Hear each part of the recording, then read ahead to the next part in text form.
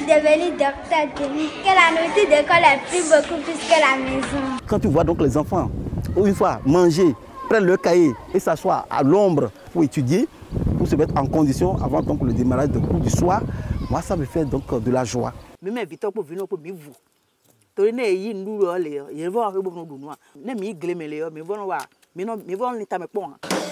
le gouvernement béninois et le pape, nous mangeons sain et nous travaillons bien. Depuis 2017, la joie n'a plus un jour spécial marqué sur un calendrier. Chaque heure de repas partagée entre écoliers est un moment spécial pour enseignants, enfants et parents d'élèves. Ceci grâce à la volonté et aux efforts conjugués du gouvernement béninois, du programme alimentaire mondial et de ses partenaires à divers niveaux. Le programme national d'alimentation scolaire intégrée a démarré en 2017 avec 1500 écoles. Nous assistions 320 000 écoliers. Et fort des résultats obtenus, nous sommes passés en 2019 à un taux de 51%, ce qui représentait 3850 écoles. Et là aussi, nous assistions 650 000 écoliers. Et à partir de janvier 2022, nous sommes en train de passer à un taux de couverture de 75%, ce qui représente 5400 écoles primaires publiques. Et là, l'objectif, c'est d'atteindre entre 900 000 et 1 million d'écoliers. Mis en œuvre sous une approche intégrée, le programme des cantines scolaires met un accent particulier sur les questions d'hygiène, de santé, de nutrition et d'agriculture, avec un point d'orgue sur les achats locaux auprès des petits producteurs. Le PAM travaille à renforcer les capacités des petits producteurs autour des écoles, des producteurs de maïs, des producteurs de riz, pour qu'à leur tour, ils puissent fournir aux écoles, dans leur environnement immédiat, ces vivres-là, dans les quantités et surtout suivant les normes de qualité standard du PAM.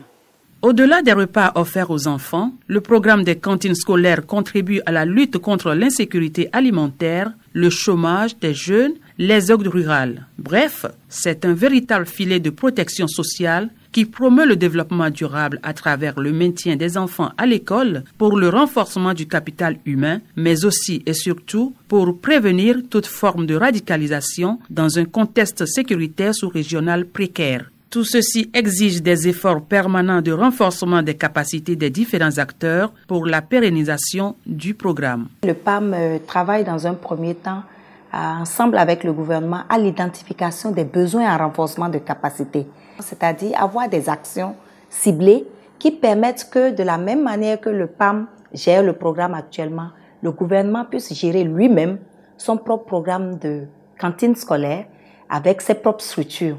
C'est ça qui va permettre à ce que le programme soit effectivement durable. Plusieurs autres initiatives sont en cours afin d'asseoir un modèle national d'alimentation scolaire correspondant aux réalités du Bénin. Il s'agit donc de prendre, de regarder sur toute la chaîne d'alimentation scolaire quelles sont les propositions que nous pouvons tester.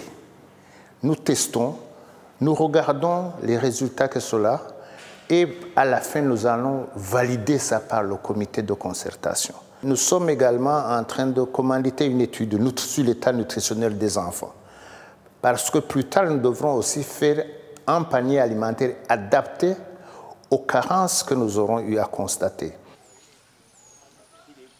Le PAM au Bénin, c'est aussi la réponse aux urgences comme ce fut le cas en 2020 lors des inondations qui ont frappé tout le pays et qui ont mis dans un grand désarroi des populations vulnérables, déjà très affectées par la crise sanitaire de la Covid-19.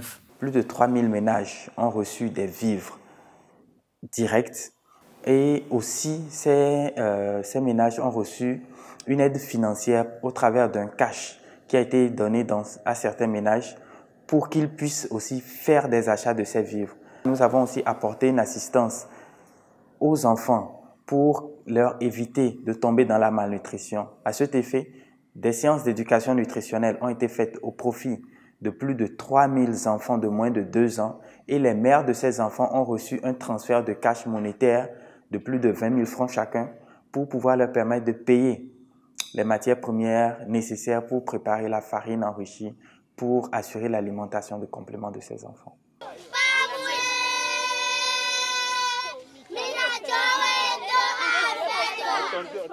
Voilà un court kaléidoscope des différentes activités du PAM au Bénin et qui suscite beaucoup d'attention en Afrique. Le modèle béninois, qui priorise le renforcement du capital humain, se veut toujours performant grâce à l'appui constant des pouvoirs publics, mais aussi et surtout des partenaires de divers ordres. Le PAM au Bénin et toute son équipe gardent leurs mains tendues pour changer les vies et sauver des vies.